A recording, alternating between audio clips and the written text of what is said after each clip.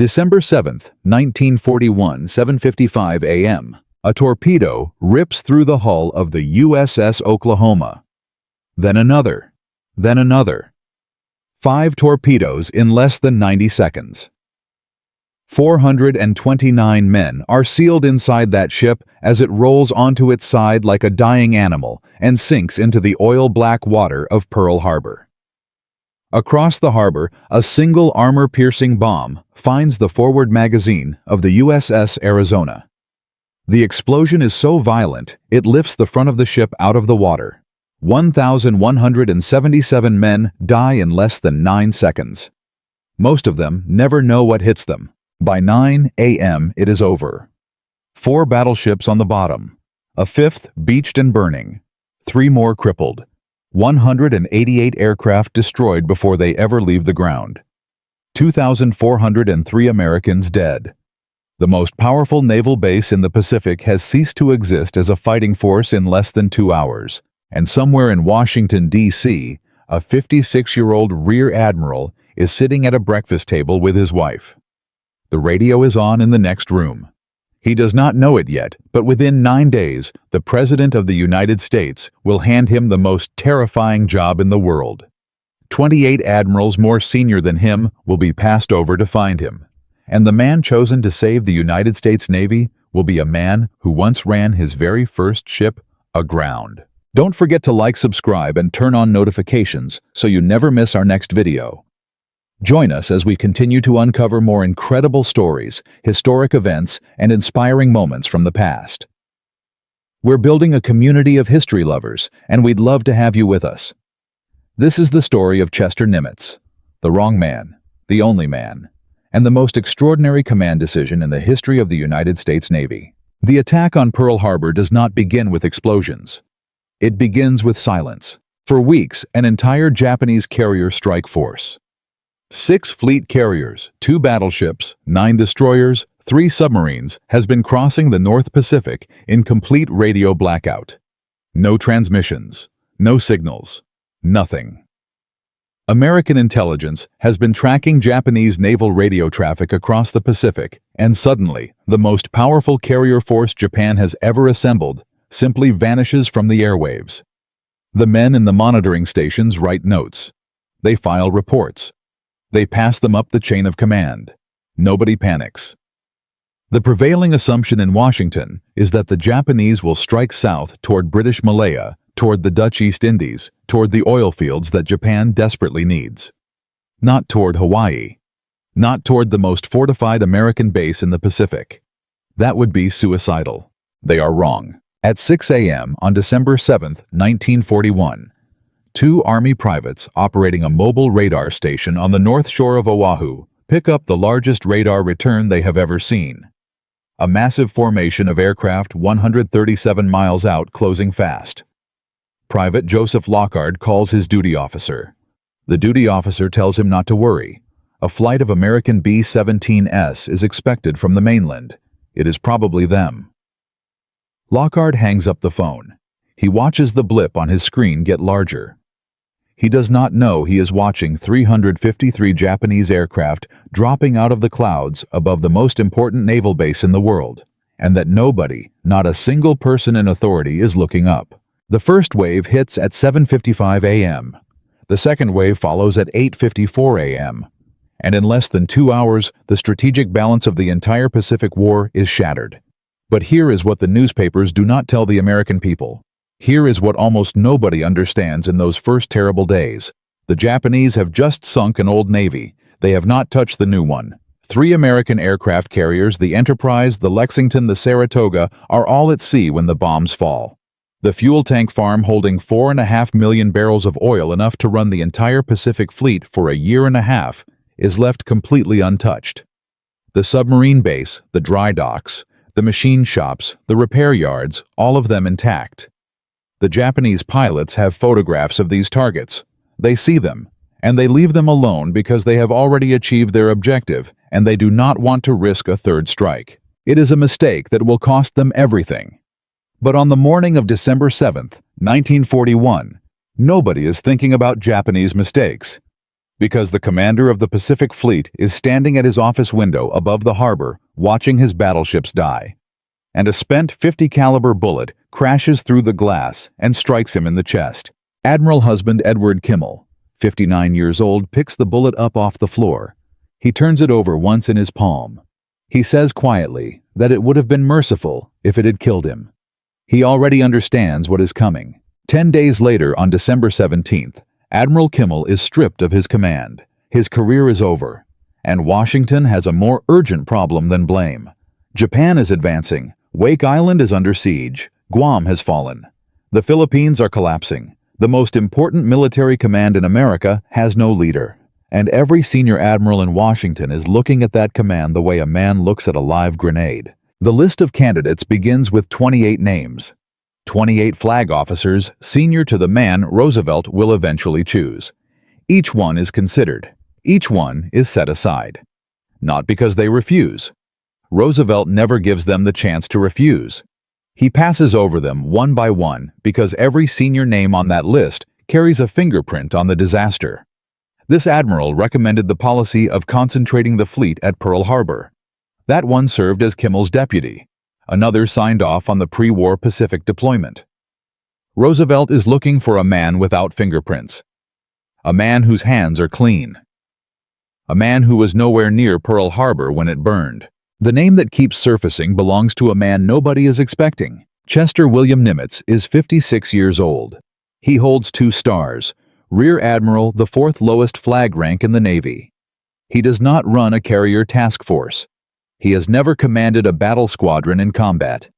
He runs the Bureau of Navigation in Washington, which, despite its name, is not a navigation department at all.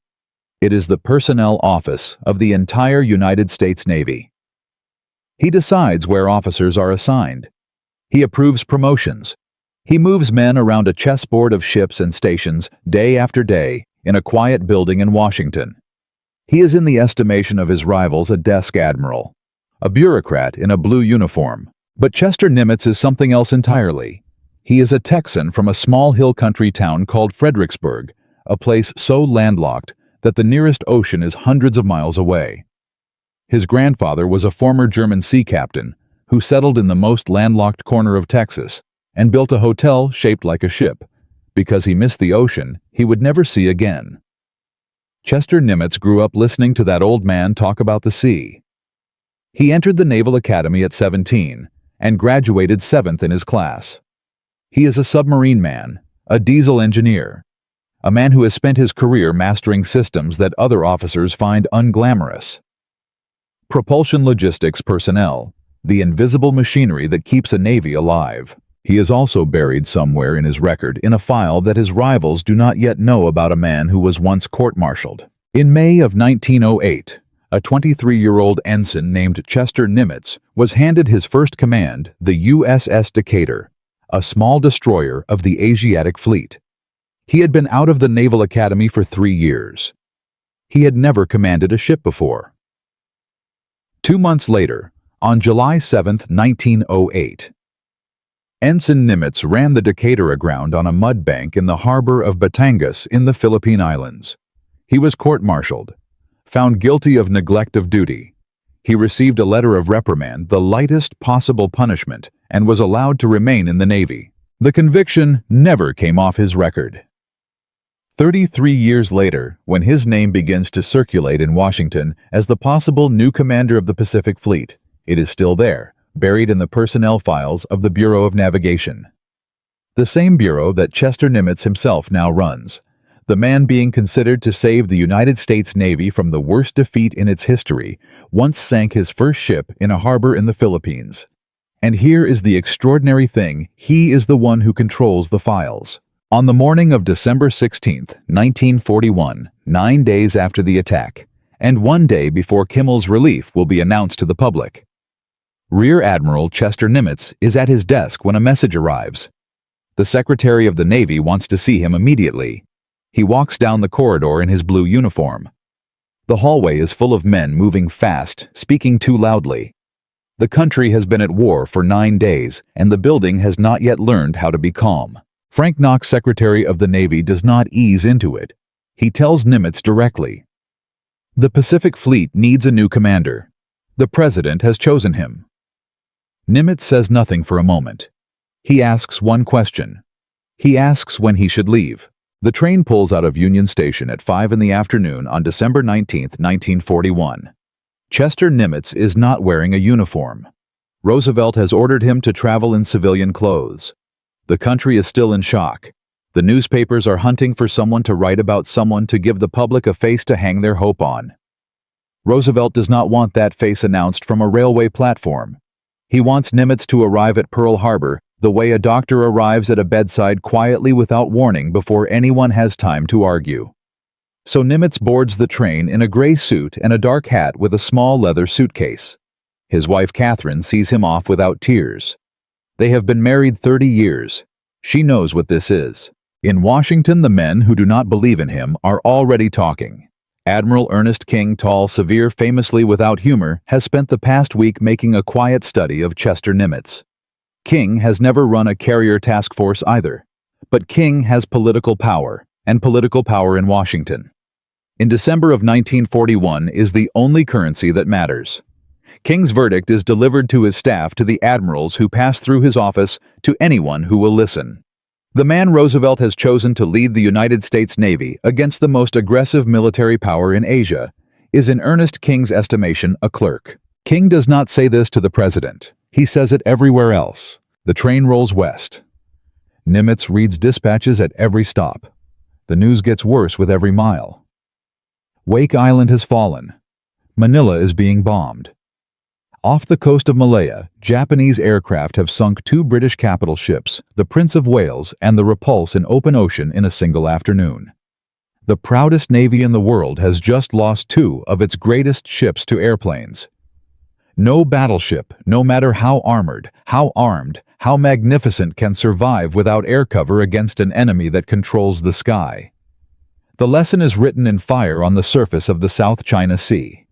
Nimitz reads about it in a dispatch on a train crossing the American desert, and he understands something that the senior admirals in Washington are still refusing to accept.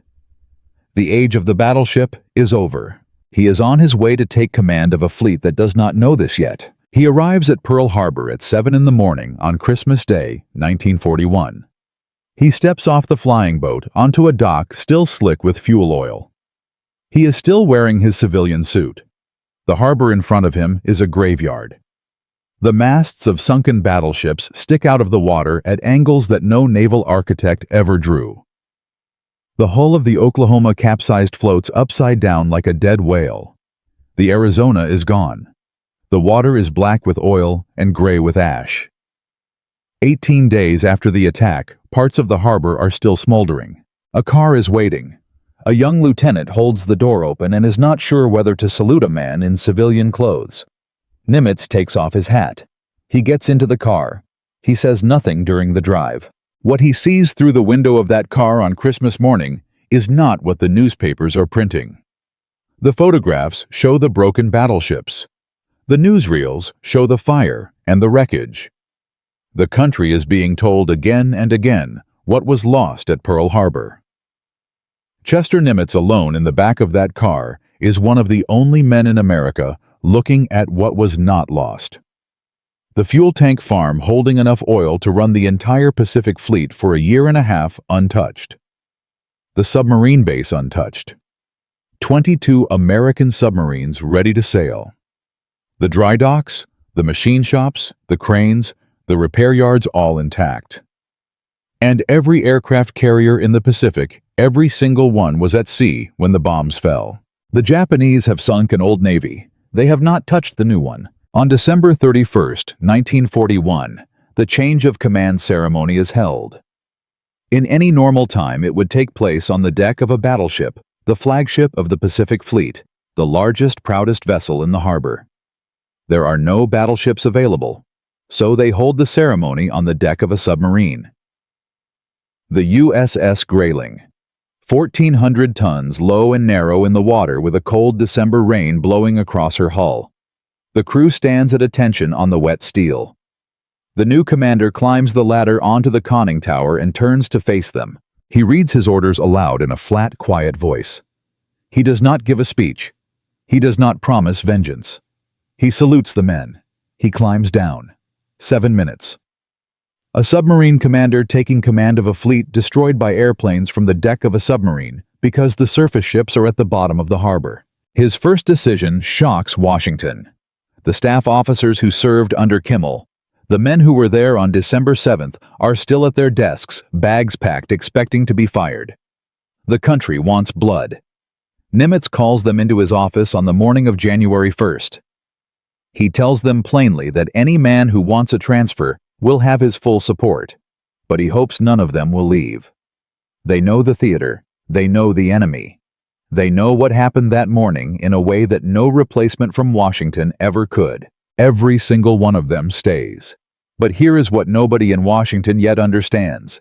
In the basement of the headquarters building at Pearl Harbor, a room with no windows, fluorescent lights buzzing day and night, the air thick with cigarette smoke and stale coffee.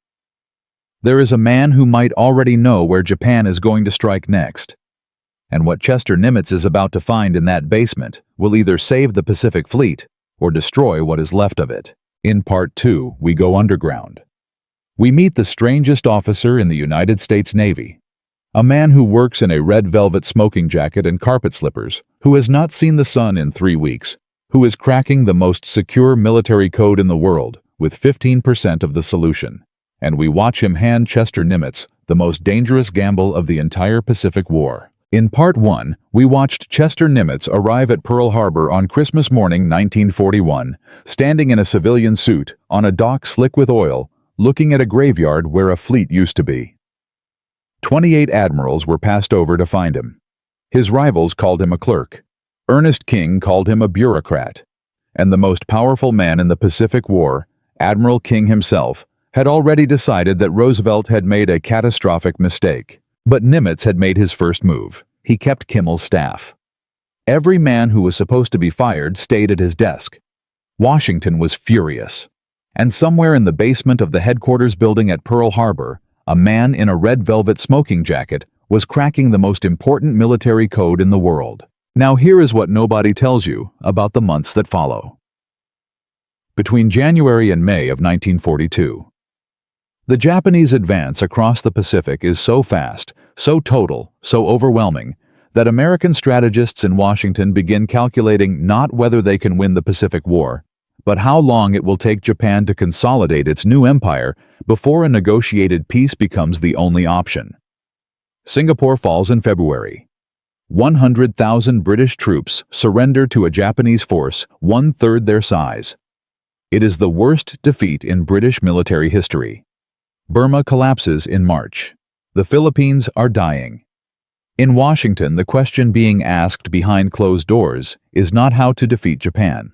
The question is how bad the defeat will be before something changes. And here is what needs to change everything. One man, in a basement, with 15% of a solution. Commander Joseph John Rochefort is 41 years old. He runs Station Hypo, the combat intelligence unit at Pearl Harbor, and he is unlike any officer in the United States Navy. He works in a red velvet smoking jacket and carpet slippers. He has not seen the sun in 3 weeks. He keeps a card index of every Japanese radio call sign his unit has ever intercepted going back 5 years, and he can quote any of them from memory. He speaks Japanese. He drinks coffee until his hands shake. He once forgot to go home for 4 days. His team is working on JN-25, the Japanese Imperial Navy's main operational code.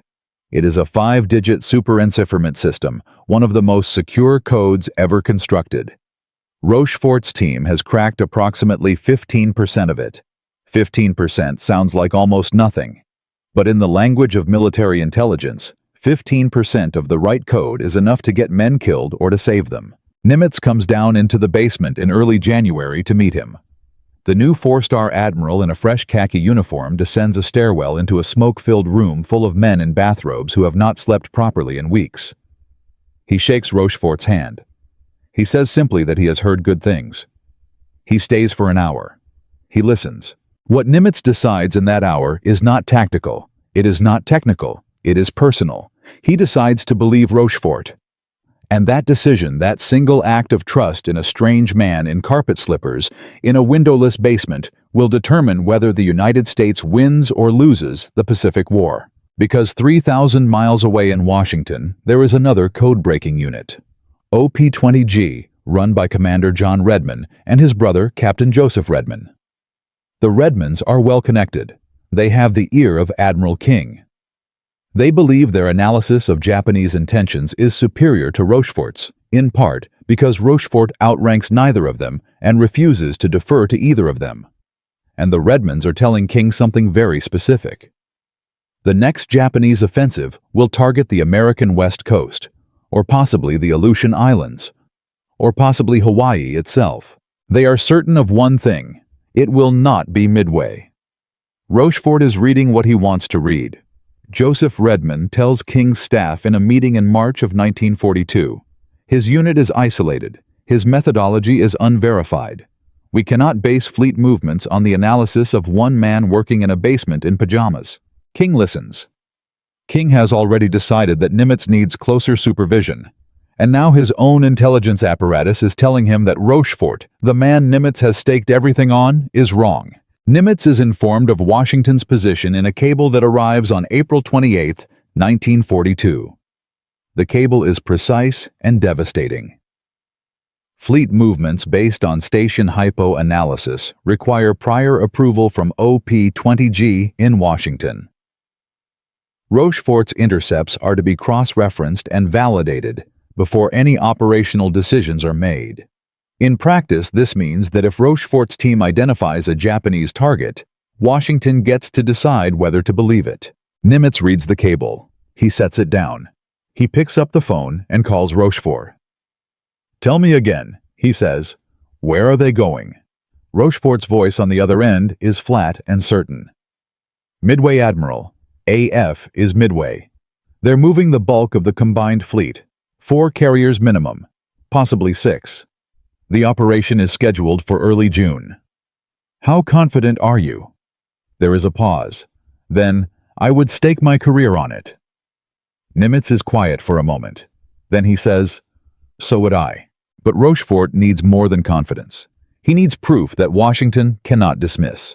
And so he sets a trap, one of the most elegant intelligence operations of the entire war, executed not with warships or aircraft, but with a single false radio transmission and a very short wait. He sends secure instructions to the garrison on Midway by undersea cable, a channel Washington cannot monitor. The garrison then transmits on an open, unencrypted radio frequency. The freshwater distillation plant on Midway Island has broken down. The island is running low on fresh water. It is transmitted in plain language deliberately at a volume the Japanese listening posts in the Marshall Islands cannot miss. 48 hours pass. The team in the basement does not leave. They drink coffee. They monitor frequencies. They wait. Then it comes. A Japanese intercept station in the Marshalls transmits a coded message back to Tokyo. Rochefort's team decodes it within hours. The message reports that AF is short of fresh water. AF is Midway. Rochefort walks up the stairs with the decoded intercept in his hand. He finds Nimitz. He lays the paper on the desk without saying a word. Nimitz reads it once. He looks up. He asks one question. "When?" "Early June," Rochefort says. "We have roughly 3 weeks." What Nimitz does next is staggering in its audacity. He has 3 carriers operational in the Pacific. Yamamoto is bringing 4 fleet carriers, 7 battleships, 248 aircraft, and over 20,000 men. The Japanese force outnumbers and outguns the American Pacific Fleet by almost every measurable standard. The logical military response, the response that every conventional doctrine in the U.S. Navy would demand, is to pull back, to protect what remains, to avoid a decisive engagement until reinforcements arrive from the Atlantic. Nimitz sends his carriers northeast of Midway to wait in ambush. He does not ask Washington's permission. He informs Washington of his decision after it is made. King receives the cable in his office, and by every account, reads it twice. His staff watches him set the paper down very carefully on his desk, which is what King does when he is controlling an emotion he has not yet decided to express. The Yorktown is the problem no one can solve. She returns from the Coral Sea on May 27th, damaged by a bomb that exploded deep inside her hull and started fires on 4 decks. She is trailing oil. She is supposed to be at Midway in a week. The shipyard inspectors board her, walk her decks, climb into her burned interior, and return to Nimitz with a report. 90 days. The Yorktown cannot be made battle-ready in less than 90 days at full effort. Nimitz walks down to the dry dock himself. He stands in the burned compartments. He looks at the buckled steel. He turns to the chief of the shipyard. "We need her in 72 hours, he says. The chief looks at him. "Admiral, the structural damage alone." 72 hours, Nimitz says again. "What do you need?"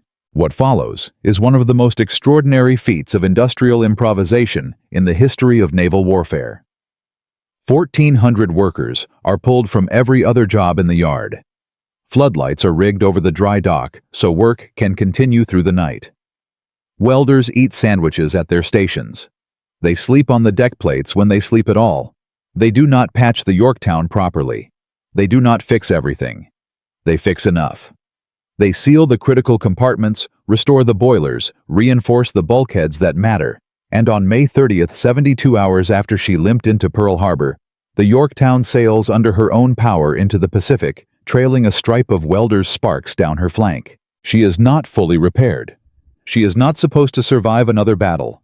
Yamamoto's intelligence tells him the Yorktown is out of action. He is planning around 2 American carriers. Nimitz is sending 3. The carriers steam northeast toward their ambush position. On the Enterprise, Vice Admiral Raymond Spruance, a surface warfare officer who has never commanded a carrier air group given this job by William Halsey from a hospital bed in Honolulu, reads his orders for the final time and goes to sleep for 4 hours. The crews have been told what is coming. They have been told about the 4 Japanese carriers and the 7 battleships and the 20,000 men. They have been told that everything depends on the next 48 hours. 3,000 miles away, Rochefort's team in the basement is still working, still monitoring frequencies, still waiting to see if the trap holds. Rochefort has not slept in 31 hours. The fluorescent lights buzz. The coffee machine runs continuously. Someone has taped a piece of paper above the door with a single sentence written on it in black marker. It reads, "Remember what we're doing this for." In Washington, the Redmond brothers are still telling King that Midway is a feint, that the real target is elsewhere, that Rochefort is wrong. King reads their reports. He reads Nimitz's cable. He reads the intercept about the fresh water. He makes a decision that is not quite support and not quite opposition. He does not countermand Nimitz's orders, but he does not reinforce him either. If this goes wrong, it is Nimitz's failure alone. If it goes wrong, Chester Nimitz, the man who was passed over by 28 admirals, the desk clerk from Fredericksburg, Texas, the rear admiral who ran his first ship aground in the Philippines, loses everything. The Pacific Fleet, already crippled, commits its last carriers to an ambush based on the analysis of one man in carpet slippers with 15% of a code. And somewhere northeast of Midway, on a starless night in early June, the carriers are already in position, already waiting. The Japanese fleet is coming, and Yamamoto has no idea that the Americans know exactly where he is. In Part 3, the battle begins. And what happens in a 10-minute window on the morning of June 4th, 1942, will change the Pacific War forever, and destroy 4 of the most powerful ships in the Japanese Navy before their crews understand what is happening. In Part 1, Chester Nimitz arrived at Pearl Harbor in a civilian suit to command a fleet that no longer existed. In Part 2, he trusted a codebreaker in a basement sent the Yorktown to sea after 72 hours of emergency repairs and positioned his 3 carriers northeast of Midway in an ambush that Washington didn't believe was necessary. Yamamoto was coming with 4 fleet carriers, 7 battleships, and 20,000 men. He believed he was sailing into an easy victory. He had no idea the Americans were waiting for him. Now here is the number that makes everything that follows almost impossible to comprehend. In the 5 minutes between 10:22 and 10:28 on the morning of June 4th, 1942, The entire strategic balance of the Pacific War shifts permanently. Not over months, not over years, 5 minutes. And when it is over, Japan will have lost 4 fleet carriers, 248 aircraft, and over 3,000 of the most experienced naval aviators in the world. Men who cannot be replaced in a training pipeline, too slow and too rigid to fill the gap the battle will leave behind. This is no longer a test. This is the moment everything was built for. The morning of June 4th begins badly for the Americans. Badly is an understatement. The Marine fighter pilots defending Midway fly obsolete Brewster Buffaloes against Japanese Zero fighters that are faster, more maneuverable, and flown by men who have been in combat since China. 25 Marine fighters go up. 10 come back, most too damaged to fly again. The Japanese strike hits Midway hard. The runway is cratered. The fuel depot takes damage. The island's defenses are battered but not broken. Admiral Chuichi Nagumo, commanding the Japanese carrier force, receives a report from his strike leader. Midway requires a second strike before an invasion can proceed. Nagumo makes a decision. He orders his reserve aircraft currently armed with armor-piercing bombs and torpedoes for use against enemy ships to be rearmed with land attack ordnance for a second strike on the island. It is a decision that takes time. The rearming process requires moving bombs and torpedoes off aircraft, lowering them to the hangar deck, replacing them with different ordnance, and bringing the planes back to the flight deck. It takes approximately 90 minutes. During those 90 minutes, the hangar decks of 4 Japanese carriers are crowded with fueled aircraft, with loose ordnance, with uncoiled fuel hoses, with everything needed to turn a ship into an inferno. Then a scout plane reports American ships to the northeast. Nagumo reverses his order. He tells his crews to rearm again back to anti-ship weapons. More time, more delay. The flight decks are now chaos. The hangars below are worse. The first Americans to find the Japanese fleet are the torpedo bombers. Torpedo Squadron 8 from the Hornet. 15 TBD Devastator torpedo bombers. Slow, obsolete, lightly armed. Flying without fighter escort because a navigation error has separated them from their covering force. Their commander is Lieutenant Commander John Waldron, 42 years old, part Lakota Sioux, a man who told his crews the night before that some of them would not be coming back and that they should do their best anyway. Waldron finds the Japanese fleet by instinct, breaking from the assigned flight path when his navigation officer disagrees with his course. Waldron is right about the course. He is also right about what will happen. All 15 of his planes are shot down. Of 30 men, 29 die in the water. One survives Ensign George Gay, clinging to a seat cushion, watching the rest of the battle from the surface of the Pacific Ocean. Torpedo Squadron 6 from the Enterprise comes next. 14 aircraft, 10 are shot down. Torpedo Squadron 3 from the Yorktown follows. 12 aircraft, 10 are shot down. In less than an hour, the American torpedo squadrons are nearly annihilated. Not a single torpedo finds its target.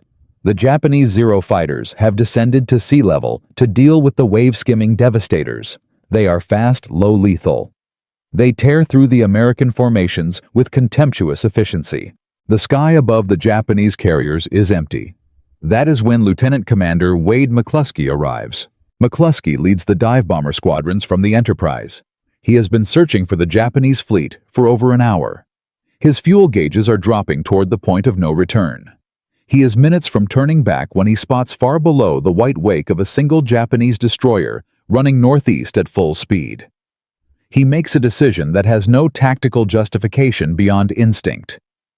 He follows the destroyer. It leads him directly to Nagumo's carriers.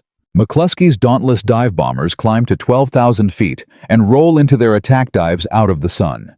At almost exactly the same moment, by navigation error, by accident, by whatever word you choose to give to the conjunction of desperate circumstances, the dive bombers of Lieutenant Commander Maxwell Leslie from the Yorktown arrive from the opposite direction. They have not coordinated. They do not know the other group is there.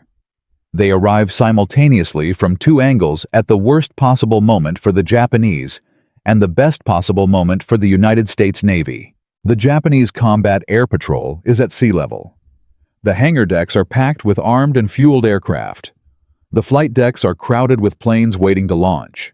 Nagumo's carriers are carrying everything needed to destroy an American fleet, and they have no way to defend against what is coming from above. 10:22 a.m. Lieutenant Richard Best of the Enterprise puts a 1,000-pound bomb through the flight deck of the Akagi Yamamoto's old flagship directly into the hangar deck below where armed aircraft are waiting to take off. The Akagi erupts from the inside. McCluskey's bombs walk across her from bow to stern. Within 4 minutes, she is a torch 1,000 feet long, and hundreds of her crew are dying in the initial explosions before the order to abandon ship can even be given. At the same moment, McCluskey's other squadron hits the Kaga. 4 direct hits. Her fuel lines rupture. Her ordnance cooks off in chain explosions that tear through her hangar deck. Men on the flight deck are thrown into the ocean by the force of the blasts. The Kaga burns from stem to stern. Maxwell Leslie's Yorktown squadrons hit the Soryu. 3 direct hits in under 90 seconds. She stops dead in the water. Her captain orders abandon ship within 20 minutes. She sinks at 7:13 that evening with 318 men still aboard. 3 fleet carriers. 3 of the 6 ships that launched the attack on Pearl Harbor 6 months earlier. All of them on fire. All of them dying. In 6 minutes. The 4th carrier, the Hiryu, is 20 miles north and untouched. She launches everything she has. At noon, Japanese dive bombers find the Yorktown, the ship that was supposed to be in dry dock for 90 days, the ship that Nimitz sent to sea on 72 hours of emergency repairs. They hit her with 3 bombs. She stops dead in the water, her boilers out, black smoke pouring from her flight deck. 2 hours later, in a second strike, Japanese torpedo bombers come in low. 2 torpedoes find her port side. She lists to 26 degrees. The order to abandon ship is given. The Yorktown is dying for the 2nd time in a month, but the surviving American dive bombers are already finding the Hiryu. Late afternoon. 4 bombs into her flight deck. She burns through the night. At dawn on June 5th, her own crew opens the scuttling valves and she goes to the bottom. 4 fleet carriers. Gone. When the final accounting is made, Japan has lost 4 fleet carriers, 1 heavy cruiser, 248 aircraft, and 3,057 men, including an irreplaceable corps of combat-experienced aviators that the Japanese training system will spend the rest of the war failing to replace. American losses are 1 fleet carrier, 1 destroyer, 150 aircraft, and 307 men. At Pearl Harbor, Nimitz reads the dispatches as they come in. He does not celebrate. He walks to the window and stands there for a long time. The Yorktown is still drifting on June 6th, partially salvageable, a skeleton crew aboard, trying to bring her home. A Japanese submarine, the I-168, penetrates the destroyer screen and puts 2 more torpedoes into her side. The destroyer Hammond, lashed alongside to provide power for the salvage crew, breaks in half and sinks within minutes. The Yorktown rolls over at dawn on June 7th and goes to the bottom. Nimitz sits down and begins writing letters. Personal messages to the families of every officer killed under his command. He writes some of the names by hand. The country wants a parade. Nimitz writes condolence letters. The effect of Midway on the broader Pacific War is not immediately obvious to the American public because the Navy censors most of the details. The Japanese government tells its people nothing at all. But in the operations rooms of the Imperial Japanese Navy, the reality is understood with absolute clarity. The 4 carriers lost at Midway represent not just ships, but the trained air groups aboard them, men who learned their trade in China, who flew at Pearl Harbor, who cannot be duplicated in a training pipeline designed for a shorter, easier war. Japan will build new carriers. It cannot build new pilots fast enough. From June 4, 1942 forward, every major Japanese naval operation in the Pacific is conducted under the shadow of Midway against an American Navy that now knows it can win. In the months that follow, the effects compound. At Guadalcanal, American forces land in August and begin a 6-month campaign that Japan cannot sustain without the carrier air power it no longer has. The submarine campaign from Pearl Harbor using the intact submarine base that the Japanese left untouched on December 7th, begins strangling Japanese shipping lines. By the end of 1943, Japanese merchant tonnage losses are running at rates the imperial economy cannot absorb.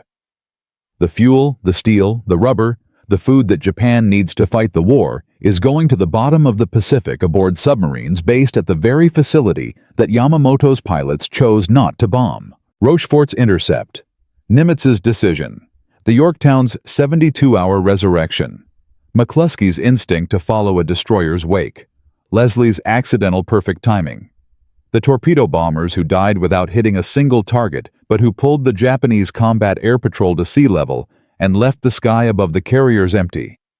Every thread connects. Remove any one of them, and the battle ends differently. But here is what the victory parades and the newsreels and the official histories do not tell you. The man who made Midway possible, Joseph Rochefort, the codebreaker in the red velvet smoking jacket. The man who set the freshwater trap. The man who handed the United States Navy the most decisive victory since Trafalgar, is about to be destroyed by the same institution he just saved. In October of 1942, 4 months after Midway, the Redmond brothers in Washington make their move. Rochefort is quietly relieved of his command at Station Hypo. The men whose analysis was wrong persuade Admiral King that intelligence work should be centralized under their control. Rochefort is reassigned to command a floating dry dock in San Francisco Bay. A floating dry dock for the rest of the war. Nimitz protests in writing, twice. He is overruled. The man who identified Midway. The man who cracked 15% of the most secure code in the world at exactly the right moment. The man without whom there is no ambush, no victory, no turning point. He spends the rest of the war repairing damaged hulls in San Francisco Bay. He is recommended for the Distinguished Service Medal in 1942. The recommendation is buried. He is recommended again in 1958. That recommendation is buried too. He dies in 1976 in a small house in Torrance, California, having never received the recognition for what he did in that basement at Pearl Harbor. The medal is finally given to his family 10 years after his death by President Ronald Reagan in 1986. This is what the Pacific War does to some of the men who win it. But the story of Chester Nimitz is not finished. And the final chapter, the one that contains the strangest and most revealing moment of his entire command, is one that almost no history book spends time on. In Part 4, we find out what Nimitz says when the journalists finally come to ask him about Pearl Harbor. And his answer will change the way you think about everything that came before. In 3 parts, we have followed Chester Nimitz from a breakfast table in Washington on the morning of December 7, 1941, to the deck of a submarine on New Year's Eve, to a basement where a man in carpet slippers cracked the code that saved the Pacific Fleet, to the 10 minutes on June 4, 1942, when American dive bombers fell out of the sun and changed the course of the war. We watched Rochefort get destroyed by the institution he saved. We watched the Yorktown sail into battle on 72 hours of borrowed time and never come home. But there is one question that every account of the Pacific War eventually arrives at and almost never answers fully. What happens to these men afterward? What does the war leave behind in the people who fought it? And what did Chester Nimitz, the man who saw clearly on Christmas morning what nobody else could see, actually think in the end about Pearl Harbor? The answer is the strangest and most important thing he ever said. The war goes on for 3 more years after Midway. Nimitz commands every major operation in the Pacific: Guadalcanal, Tarawa, Saipan, the Philippine Sea, Leyte Gulf, Iwo Jima, Okinawa. He loses more carriers: the Wasp, the Hornet, the Liscombe Bay, the Princeton, the St. Lo. He sends more men to die on more islands than any American commander in history. He writes a personal letter to the family of every officer killed under his command. Some of the names he writes by hand. There are a great many names. By the end of 1944, the Pacific Fleet under his command has become the largest naval force ever assembled by any nation in human history. 5,000 ships, 20,000 aircraft, 2 million men and women in uniform. The man that Ernest King called a clerk in December 1941 is commanding an armada that makes every previous naval force in recorded history look like a harbor exercise. In December of 1944, Nimitz is promoted to Fleet Admiral, 5 stars a rank, held in the entire history of the United States Navy by only 4 men. He accepts the promotion the way he accepts everything, quietly, without a speech that makes the newsreels. On the morning of September 2, 1945, a battleship lies at anchor in Tokyo Bay, the USS Missouri. The Japanese delegation comes aboard in formal dress. The instruments of surrender are laid out on a small wooden table covered with green felt. General Douglas MacArthur signs first as Supreme Commander. Then it is Nimitz's turn. He steps forward 60 years old, 5 stars on his collar, and signs for the United States of America in the same flat, neat handwriting he has used all his life. The man who took command of the Pacific Fleet from the deck of a submarine because there were no battleships left.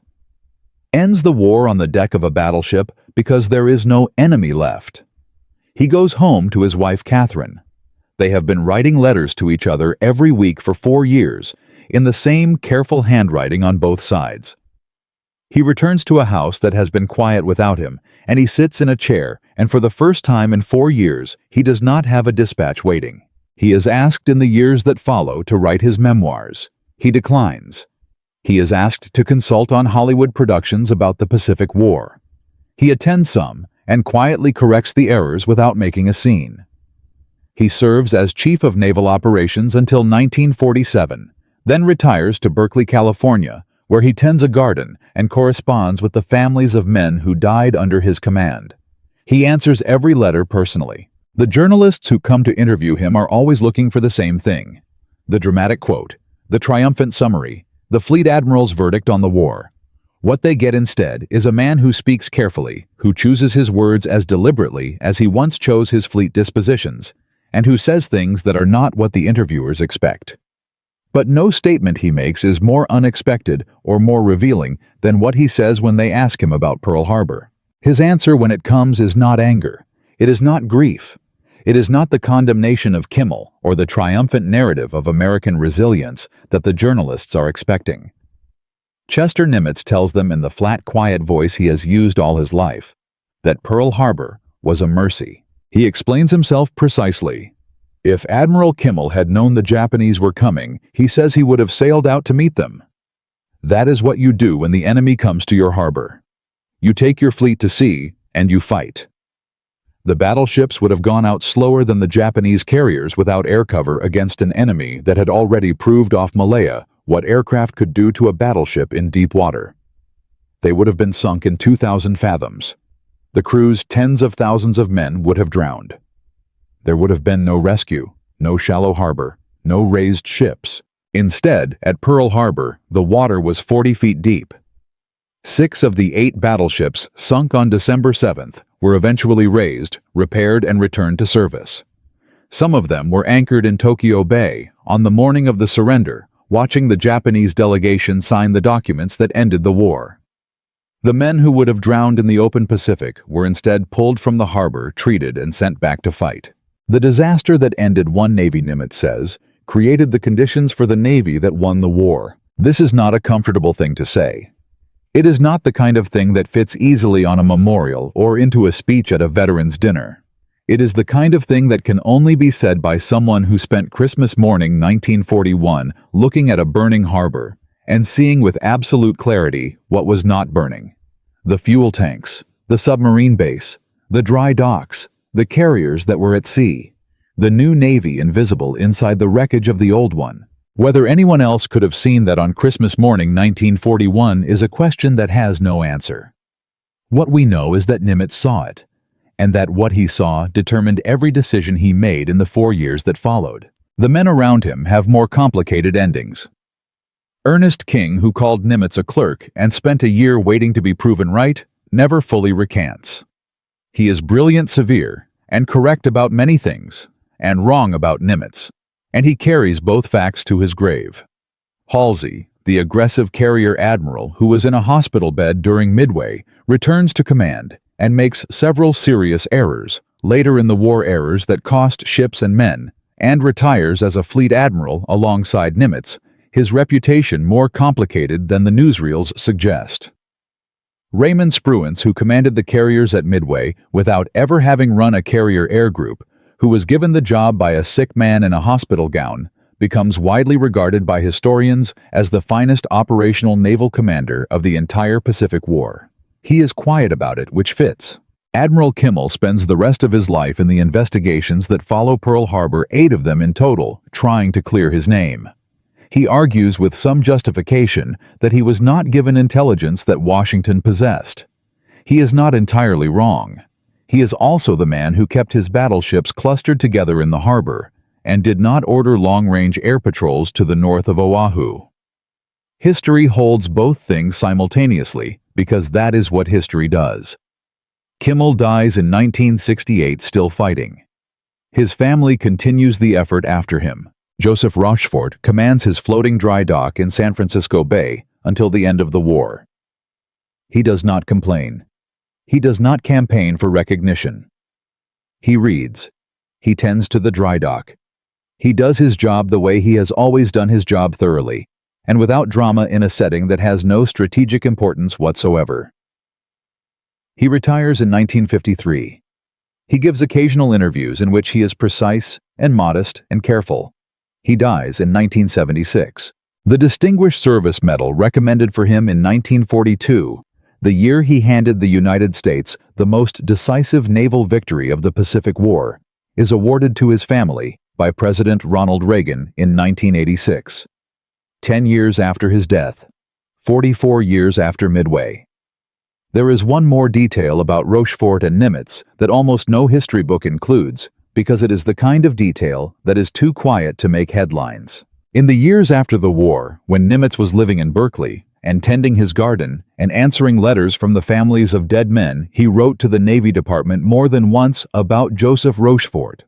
Not about the medal, not about the recognition. He wrote to ask that the record be corrected, that the account of who identified Midway and how and at what cost to the man who did it be set straight before the people who were there were no longer alive to confirm it. The letters were answered politely. They did not result in corrections. Nimitz died on February 20, 1966, at the age of 80, at his home at Yerba Buena Island in San Francisco Bay. He is buried at Golden Gate National Cemetery, alongside the men who served under him, not in a separate section for flag officers, not in a place of distinction set apart from the others, but among them. His headstone is the same size as theirs. The entire story of the Pacific War, from Pearl Harbor to Tokyo Bay, covers 45 months. In those 45 months, the United States Navy went from having its battle fleet on the bottom of a harbor in Hawaii to accepting the unconditional surrender of the Japanese Empire on the deck of a battleship in Tokyo Bay. It is the most rapid expansion of military power in the history of naval warfare. And it rests more than any official history will comfortably acknowledge on a series of decisions made by a small number of people who were not supposed to be the ones making them. A rear admiral passed over by 28 seniors, a codebreaker working in a red velvet smoking jacket, a surface warfare officer who had never run a carrier air group, a dive bomber pilot following a destroyer's wake on a hunch, a shipyard that turned 90 days of repairs into 72 hours. None of them fit the role they were asked to fill. All of them filled it anyway. The lesson is not that underdogs always win. They do not. The lesson is more specific and more demanding than that.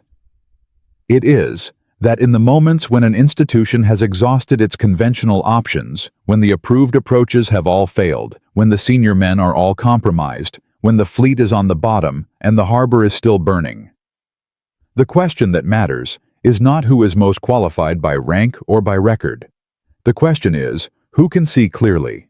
Who can stand on a dock on Christmas morning with oil on their shoes and look at the wreckage and find inside it the thing that is not broken? Chester Nimitz could do that. Not because he was a genius, though he was intelligent. Not because he was fearless, though he was calm under pressure.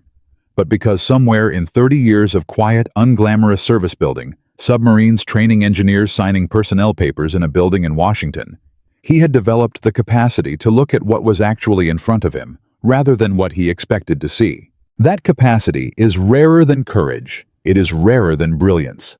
And in December of 1941, with the Pacific Fleet burning, and the war 9 days old and 28 men passed over to find him, it was the only thing that mattered. The Pacific War cost the United States 111,000 dead. It lasted 45 months.